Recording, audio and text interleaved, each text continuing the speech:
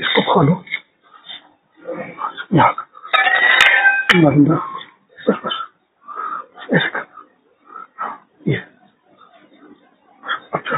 باندھ دیجیے.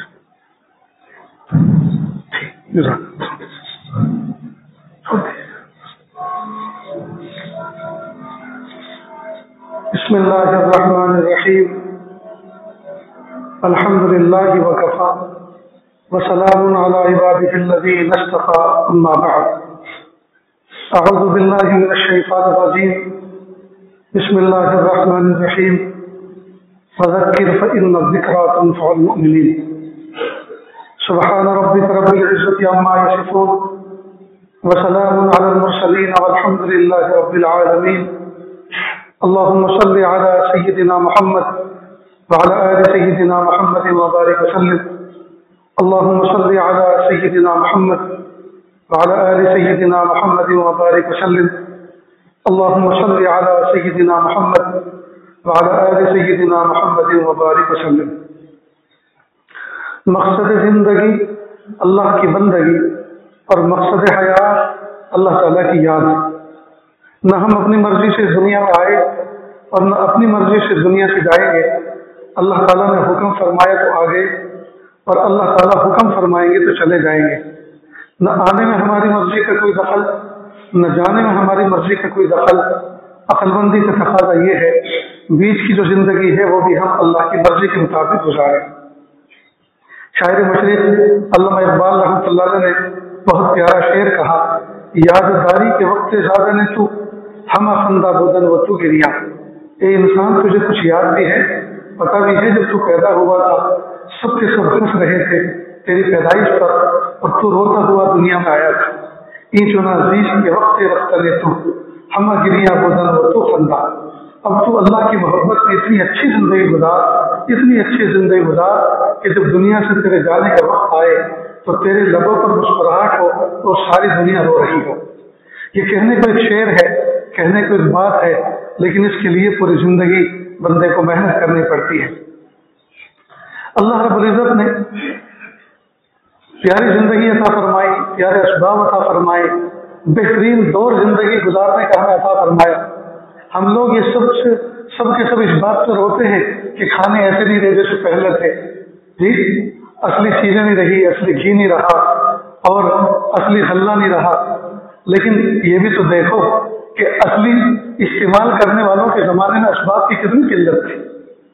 لوگ دیسی گھی کھاتے تھے دیسی اناج استعمال کرتے تھے بیل گاڑی پر سفر کرتے تھے پیدل سفر کرتے تھے. آج ڈالڈا گھی کھاتے ہیں ڈپلیکیٹ سب چیزیں کھاتے ہیں لیکن ہوائی جہازوں میں اڑتے ہیں ایئر کنڈیشن کاروں میں گھومتے ہیں.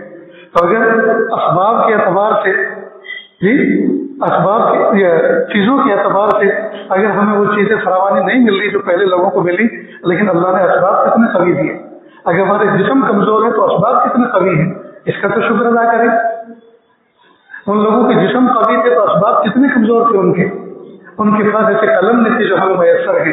ان کے پاس ایسے کمکمے اور ایسے پنکھے نہیں تھے جیسے بادشاہ نے وقت کو ایسی لائٹیں نصیب نہیں تھی جیسے اللہ پاک نے ہم فقیروں کو عطا فرمائی. ایسی سواریاں ان کو نصیب نہیں تھی جیسے اللہ پاک نے ہمیں عطا فرمائی.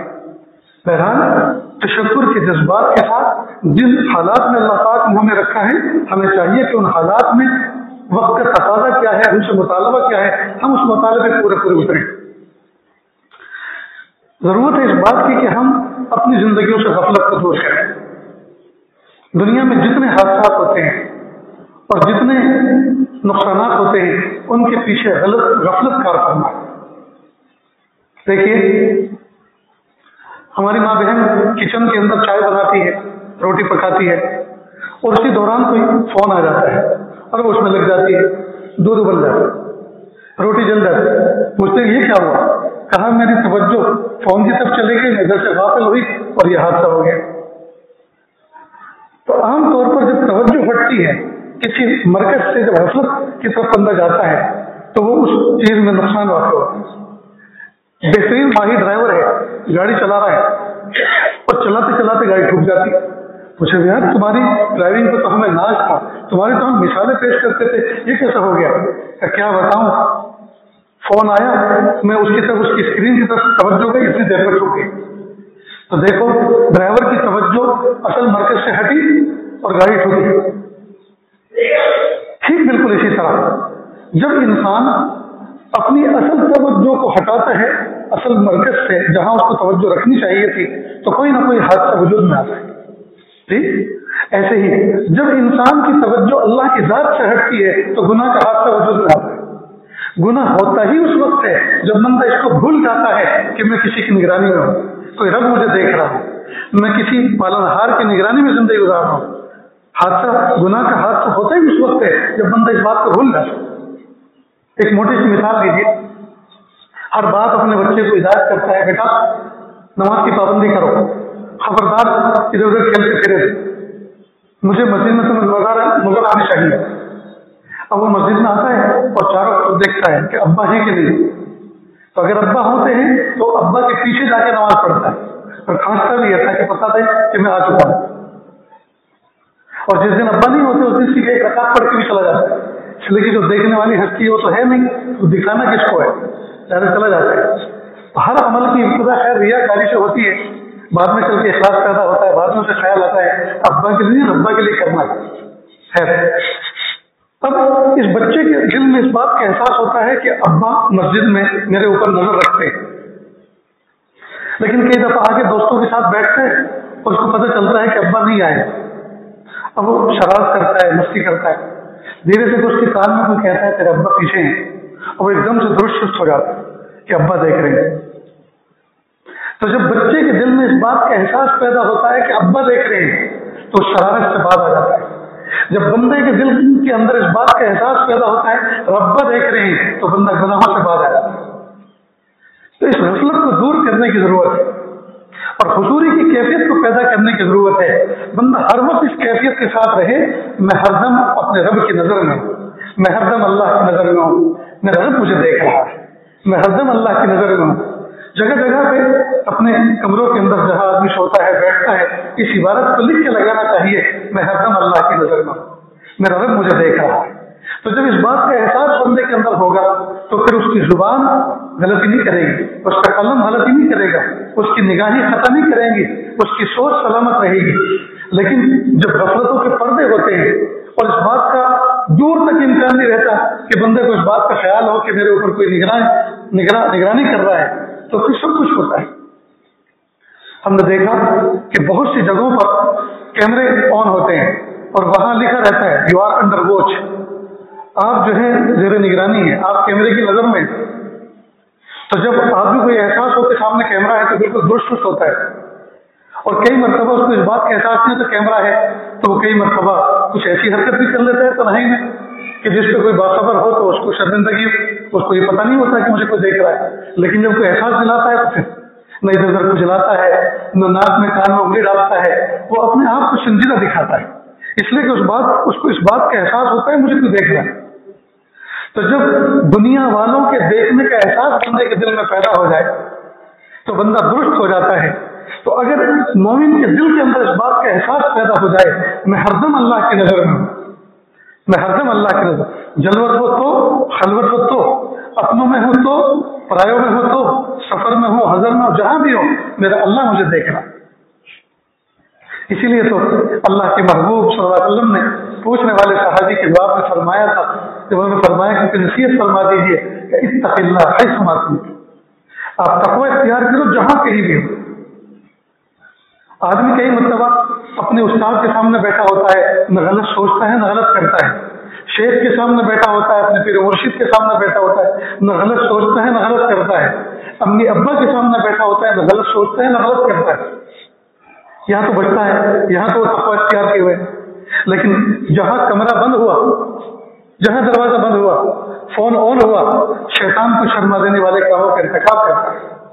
آج ہمارا حال یہ ہے دوستو, ہم جلوت کے پارسا خلوت کے پاپی, مخلوق کے سامنے نیک بنے ہوتے ہیں اور تنہائی میں شیطان کو شرما دینے والے کاموں کا ارتکاب کرتے ہیں. وجہ یہ کہ غفلت اس درجے ہے, احساس ہی نہیں ہے کہ مجھے کسی کو جواب دینا ہے کہ مجھے دیکھ رہا ہے. تو محبوب نے فرمایا اتق اللہ حیث ما کنت, چند جگہوں پہ تو آپ بچتے ہیں, اللہ سے ڈرتے ہیں, اللہ کے دیکھنے کا احساس ہوتا ہے, مسجد میں, قبرستان میں, اور بیانوں میں اور اپنے مشائخ کے سامنے، اپنے اساتذہ کے سامنے تم گناہوں سے بچتے ہو، لیکن کمال یہ ہے کہ یہ چند جگہوں پہ آپ بچتے ہو، یہ کافی نہیں ہے۔ اتق اللہ حیث ما کنت، اللہ سے ڈرو، گناہوں سے بچو، اللہ کی پکڑ سے بچو ہر اس جگہ پر جہاں تم رہو، چاہے تنہائی میں ہو چاہے جلوت میں ہو، جی، چاہے استاد کے سامنے ہو چاہے دوست کے سامنے ہو۔ آج ماں باپ کے سامنے، استاد کے سامنے، پیر و مرشد کے سامنے متقی بنے ہوتے ہیں، اپنے آپ کو سنجیدہ ظاہر کرتے ہیں، اور جہاں دوست احباب بیٹھتے ہیں تو وہاں ماضی کی گالیاں زبان سے بولتے ہیں۔ معلوم ہوا کہ ہم درنگی کی زندگی گزار رہے ہیں، ہمارے اندر یک رنگی نہیں ہے، استقامت نہیں ہے۔ یہ چیز ہم اللہ سے مانگے، یہ چیز ہم اللہ سے مانگے۔ میرے پیارے اللہ، ہماری طبیعتوں کے اندر استقامت عطا فرما دیجیے۔ رب کریم ہمارے دل کے اندر اللہ ایسا استحضار عطا فرما دیجیے کہ ہر وقت میں آپ کی ذات سے جڑا رہوں۔ اسی کو علامہ اقبال نے ایک جگہ فرمایا، یا رب درون سینہ دل باخبر کرے، اے میرے پیارے رب میرے سینے کے اندر ایسا دل عطا فرما جو ہر وقت آپ سے باخبر رہے۔ یا رب درون سینہ دل باخبر کرے، کہ اللہ سینے کے اندر ایسا دل عطا فرما جو تجھ سے ہر وقت باخبر رہے۔ ہم اس فون کو پسند کرتے ہیں یا اس ٹیم کو پسند کرتے ہیں جس میں ہر وقت نیٹ ورک ملتا رہے۔ اگر آدمی کو کسی کمرے میں، کسی گھر میں، اپنے ہال میں بیٹھ کر نیٹ ورک نہ ملے تو اس کا دل چاہتا ہے کہ فون دیوار کو مار کے اس کو ختم کر دیں۔ کیوں؟ اس لیے کہ جس مقصد کے لیے فون رکھا ہے لگتا تو ہے نہیں، ابھی اتنی انتہائی ایمرجنسی کام رہتا ہے تو فون نہیں لگ رہا۔ تو جو فون جو سیم نیٹ ورک میں رہتا ہے، جس کمپنی کا نیٹ ورک ملتا ہے، آدمی وہ سیم خریدنا پسند کرتا ہے، اس فون کو رکھنا پسند کرتا ہے۔ اللہ تعالیٰ کی وہی دل پسند ہے جس دل میں اللہ تعالیٰ کی ہمیشہ یاد رہے۔ تو ہم اپنے دل کو ایسا بنائیں کہ یہ غفلت سے پاک ہو، غفلت سے بالکل عاری ہو، اور اللہ کی ذات کے ساتھ جڑا رہے، اللہ کی ذات کے ساتھ جڑا رہے۔ اس کے لیے دوستو کچھ کام ہمیں عمدن کرنے، ایک یہ کہ ہم ذکر و اذکار کرتے رہیں، ذکر و اذکار، اور ذکر سے مراد صرف دوازدہ تسبیح، یہ صرف مراقبہ، یہ جو ہے رسمی جو ذکر ہے صرف یہی نہیں ہے۔ ذکر کا مفہوم تو بہت وسیع، ذکر کا مفہوم تو بہت وسیع، مطالعہ کرنا ذکر میں داخل، جی، مدرسے کے نام کا چندہ کرنا ذکر میں داخل، ہر وہ کام، ہر وہ جائز کام جس سے اللہ کی یاد وابستہ ہو جائے، جس کام سے اللہ کی یاد کے ساتھ بندہ وابستہ ہو جائے وہ ذکر میں داخل، ذکر میں داخل۔ ایک شیخ کو کسی نے لکھا، حضرت جو آپ نے مجھے تسبیحات بتائی تھی وہ تو میں وقت پہ کرتا ہوں، لیکن رمضان مبارک کا مہینہ ہے اور پورے سال کی وصولی کرنی ہوتی ہے ادارے کے لیے، لہذا کوئی کہتا ہے تہجد میں آنا، کوئی کہتا ہے اشراق کے بعد آنا، کوئی کہتا ہے اشراق سے پہلے آنا، کوئی کہتا ہے زوال سے پہلے آنا۔ تو یہ اوقات ایسے ہوتے ہیں جس میں بیٹھ کے ذکر نہیں کرتا، البتہ چلتے پھرتے کر لیتا ہوں۔ شیخ نے جواب دیا، آپ کو منشا ذکر حاصل ہے، آپ کو بیٹھ کے کوئی ذکر کرنے کی ضرورت نہیں، آپ کو منشا ذکر حاصل ہے، اس لیے کہ ذکر کا منشا ہے اللہ کے کام میں لگنا، اللہ کی یاد میں لگنا، تو یہ کام تو اللہ ہی کا ہے، چندہ کرنا، مدرسے کے لیے وصولی کرنا۔ جی، آپ جب جا رہے ہیں تو دل میں یہی تمنا ہوتی ہے کہ اللہ اس کے دل میں ڈال دیجیے، زیادہ سے زیادہ وہ ادارے کا تعاون کرے، کہ اللہ اس کے دل کو موڑ دیجیے، اور نہ جانے کیا کہ تو یہی تو منشا ذکر ہے، ذکر کا منشا یہی تھا۔ میرے استاد محترم حضرت مولانا سید ذوالفقار صاحب رحمۃ اللہ علیہ نے اپنے شیخ کو لکھا، کہا حضرت میں ذکر تو کرتا ہوں لیکن جو آپ نے تسبیحات مجھے بتائی تھی ان کو میں تسبیحات پہ گن کے نہیں کرتا، اس لیے کہ میرے دل میں یہ کیفیت ہے جس رب نے مجھے ان گنت نعمتیں عطا فرمائی، کیا میں تسبیح پہ گن گن کے اس کو یاد کروں؟ تو مجھے حیرت آتی ہے، تو جو کچھ تعداد آپ نے بتائی اس سے کچھ زیادہ ہی ہو جاتا ہے، لیکن میں گن کے یاد نہیں کرتا تسبیح۔ تو انہوں نے خوشی کا اظہار کیا کہ یہ کیفیت آپ کو مبارک ہو، آپ جیسا چاہیں ویسا ہی کریں۔ پھر ذکر کے بارے میں بات نکلی تو ہم ایک تو اپنی زبان پر کوئی ذکر جاری رکھیں، چاہے وہ استغفار کا ذکر ہو، چاہے تسبیح و تحمید ہو، جی، چاہے کوئی اور خاص اپنا وظیفہ ہو، چلتے چلتے پھرتے اس کو اپنا نو کی زبان بنا کے رکھیں۔ نیز موقع کی دعائیں یاد کریں، کس موقع کی کیا دعا ہے، اللہ کے محبوب حسن نے کس موقع پہ کیا دعا پڑھنے کا حکم دیا یا کیا پڑھ کے دکھایا، اس کا اہتمام کریں۔ نیز قرآن پاک کی تلاوت کا اہتمام کریں، جی، یاد رکھیں جب آپ فجر کے بعد سے لے کر چھوٹے چھوٹے معاملات کی پابندی کریں گے، ان کی برکت یہ ہے کہ اللہ تعالیٰ ان کی برکت سے دوسرے اعمال کی توفیق عطا فرمائے۔ جب آپ نے فجر کی نماز جماعت کے ساتھ پڑھی، جی قرآن پاک کی تلاوت کی، ہلکا پھلکا کچھ ذکر کیا، اس کی برکت یہ ہوگی کہ اللہ تعالیٰ دن بھر کے معاملات کی اللہ تعالیٰ آپ کی حفاظت فرمائے، آپ کو عمل کی توفیق ملے گی۔ ان کے اندر کشش ہے، معاملات میں، ذکر و اذکار میں، اور اللہ پاک نے جو اعمال کا ہمیں حکم دیا ان کے اندر کشش ہے۔ جب بندہ ایک عمل کرتا ہے تو وہ عمل دوسرے کو کھینچ کے لاتا ہے، اور گناہوں کی نحوست یہ ہے کہ جب بندہ گناہ کرتا ہے جی تو نیکی کی توفیق چھن جاتی ہے۔ ایک بزرگ فرماتے ہیں کہ جب میں کوئی گناہ کرتا ہوں، معصیت کرتا ہوں اللہ کے حق میں، تو اس کا اثر میں اپنی شواری میں دیکھتا ہوں، اپنی بیوی بچوں میں دیکھتا ہوں، اپنے خدام میں دیکھتا ہوں کہ وہ میری بات نہیں مانتے، وہ میری تابعداری نہیں کرتے۔ مجھے احساس ہوتا ہے میں نے اپنے رب کی نافرمانی کی ہے تو میرے تابعدار بھی میرے نافرمان بن گئے۔ اللہ پاک ظاہر فرماتے ہیں بات بندوں پر، اور وہی تو پھر سبب بنتے ہیں بہت سے حالات کے کھلنے کا۔ اس لیے دوستو غفلت کو اپنی زندگی سے نکالیں۔ غفلت ہی سب چیز، سارے گناہوں کی جڑ ہے۔ یہ گناہ ہوتے ہی اس لیے ہیں کہ بندہ اس وقت یہ بھول جاتا ہے کہ مجھے کسی رب کو جواب دینا ہے، کوئی دیکھنے والی ذات مجھے دیکھ رہی، تو اس کا جتنا ہم اہتمام کریں گے، جتنی ہم اس کی کوشش کریں گے جی غفلت کو دور کرنے کی، تو غفلت کی ضد ہے اللہ کی یاد، تو آٹومیٹک اللہ کی یاد۔ بھائی کمرے میں یا تو اندھیرا ہوگا یا اجالا، تیسری کوئی شکل ہو ہی نہیں سکتی۔ تو دل کے اندر یا تو اللہ کی محبت کا اجالا ہوگا یا معصیت کا اندھیرا ہوگا۔ تو جب معصیت ہم نے ختم کر دی اور معصیت سے اپنے آپ کو بچا لیا، اللہ کی یاد شروع ہو گئی۔ جب اللہ کی یاد شروع ہو گئی تو دل میں اجالا شروع ہو گیا۔ جیسے کوئی بندہ درود شریف پڑھتا ہے تو اللہ کی رحمتیں اس پہ برستی ہیں۔ ایک بندے پر اللہ کی رحمت بھی برس رہی ہو، اس رحمت بھی ہو، یہ نہیں ہو سکتا۔ جب درود شریف بندہ شروع کرتا ہے اللہ کی رحمتیں اس پہ شروع ہوتی ہیں۔ اس لیے ضرورت ہے اس بات کی کہ اللہ کی رحمت کو کشید کرنے کے لیے، اللہ تعالیٰ کی توفیق کو کشید کرنے کے لیے ہم اپنے اختیار سے جتنا اللہ پاک نے ہمیں اختیار دیا ہم اتنا تو کریں۔ دیکھیے حضرت سیدنا یوسف علیہ السلام آزمائش میں مبتلا ہو گئے جی، زلیخا نے دروازے بند کروا دیے۔ حضرت یوسف علیہ السلام نے کیا کہا؟ معاذ اللہ۔ جب دعوت گناہ دی، ادھر سے گناہ کی آفر آئی تو انہوں نے کیا کہا؟ اللہ کی پناہ۔ اور معاذ اللہ کہہ کر صرف دعا پہ اکتفا نہیں کیا، بلکہ اسباب کی دنیا میں اسباب اختیار کی، دوڑ لگائے۔ جب دوڑ لگائی تو دعا بھی ہوئی، یعنی اللہ تعالیٰ سے دعا بھی کی اور اسباب بھی اختیار کیے۔ جب دونوں چیزیں جمع ہو کر اللہ کی مدد آتی ہے، اس کے نتیجے ہوا کہ دروازے کھلنے شروع ہو گئے اور اللہ پاک نے دروازے کھول دی۔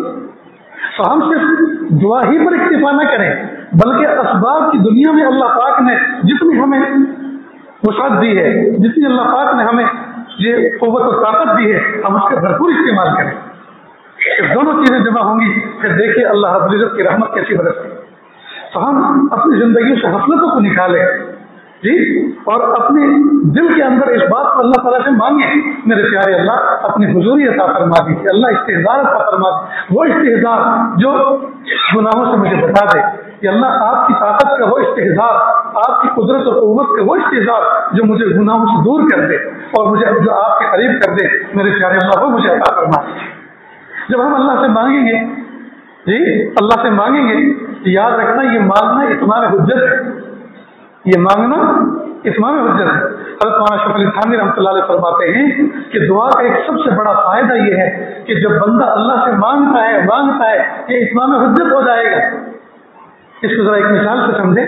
قیامت کے دن اللہ رب العزت ایک بندے کے بارے میں فیصلہ فرمائیں گے کہ اس کو جہنم میں ڈال دو، جہنم میں ڈال دو۔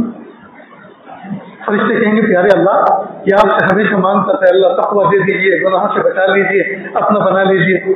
باوجود جاننے کے اللہ فرمائیں گے، کہتا تھا کہ جی ہم گواہ اس کے، آن ریکارڈ یہ سب ہے، اگر یہ مانگتا تھا تو دینا میرا کام تھا اور مانگنا اس کا کام تھا، اس نے اپنے حصے کا کام کیا، میں نے اپنے حصے کا کام نہیں کیا، میری مصلیحت میں نے اپنے حصے کا کام نہیں کیا، اس نے اپنے حصے کا کام کیا، لہٰذا اس کو جنت میں لے جاؤ، اس لیے ہم اگر اللہ تعالیٰ سے قدم قدم پہ یہ مانگے اللہ اپنا ولی بنا لیجیے، یہ اللہ اپنا نیک بندوں میں شامل فرما لیجیے، ولیوں کے سردار بنا دیجیے، اللہ گناہوں سے بچا لیجیے، اللہ تقویٰ دے دیجیے، پاکیزگی دے دیجیے، معرفت دے دیجیے، قرب دے دیجیے، ولایت دے دیجیے، مقام احسان دے دیجیے، مقام احسان کا کامل احساس دے دیجیے، اللہ سب عافیت کے ساتھ دے دیجیے۔ اگر ہم اس طرح سے کثرت سے مانگیں گے تو دوستوں اسمان حجت ہے، اسمان حجت ہو جائے گا۔ اس لیے ہم کثرت سے دعا کرنے والے بنے، کثرت سے ذکر کرنے والے بنے، موقع موقع کی سنتوں پر عمل کرنے والے بنے۔ اس کی برکت یہ ہوگی کہ اللہ تعالیٰ ہمارے دل کی غفلتوں کو دور کریں گے اور استحضار کی کیفیت پیدا ہوگی۔ ان تمام اعمال کی برکت یہ ہوگی کہ اللہ تعالیٰ ہمارے دل کے اندر حضوری کی کیفیت پیدا فرمائے۔ اور یاد رکھنا، مقام احسان جو ہے، مقام احسان بعد میں ملتا ہے، شروع میں قوت یادداشت پر عمل کرنا ہوتا ہے۔ کیا مطلب؟ جیسے ہمیں رات کے وقت صبح میں الگ صبح کی ٹرین پکڑنی ہو تو رات کو بندہ سوتا تو ہے، لیکن سوتے ہوئے کبھی اس بات کا خیال ہوتا ہے کہ مجھے اٹھنا ہے، الارم بھی رکھتا ہے اور توجہ بھی رکھتا ہے۔ کئی مرتبہ الارم تو بعد میں بجتا ہے لیکن آدمی خود اٹھتا ہے۔ یہ اٹھنے کا احساس کیوں ہوتا ہے؟ اس لیے کہ توجہ، فکر اس بات پر غالب ہے کہ مجھے اٹھ کر سفر کرنے جانا ہے، مجھے اٹھ کر سفر کرنے جانا ہے۔ تو وہ احساس، وہ فکر، وہ ملکہ یادداشت جو ہے، جو بار بار اپنے ذہن کو اس بات کو تیار رکھتا ہے کہ مجھے ٹرین پکڑنی ہے، مجھے اٹھنا ہے، مجھے بیدار ہونا ہے، تو وہ چیز اس کو اٹھا دیتی ہے۔ تو شروع میں ملکہ یادداشت پر عمل کرنا ہوتا ہے، یعنی بتکلف اس بات کو یاد رکھنا ہوتا ہے میں اللہ کی نظر میں ہوں، اللہ مجھے دیکھ رہے ہیں، میں اللہ کی نظر میں ہوں، اللہ مجھے دیکھ رہے ہیں۔ اور اسی ملکہ یادداشت کے ساتھ ساتھ کثرت سے ورد بھی رکھتا ہے، ذکر بھی رکھتا ہے، دعائیں بھی پڑھتا ہے، اللہ تعالیٰ اس کے بعد اس کو مقام احسان عطا فرماتے ہیں۔ اور جب مقام احسان ملتا ہے تو پھر چھینا نہیں کرتا۔ جیسے بچہ بالغ ہونے کے بعد کبھی نابالغ نہیں ہوتا اور پھل پکا ہونے کے بعد کبھی کچا نہیں ہوتا، مقام احسان میں ملنے کے بعد کبھی چھینا نہیں ہوتا۔ اور صحابہ کرام سارے کے سارے مقام احسان پر فائز تھے۔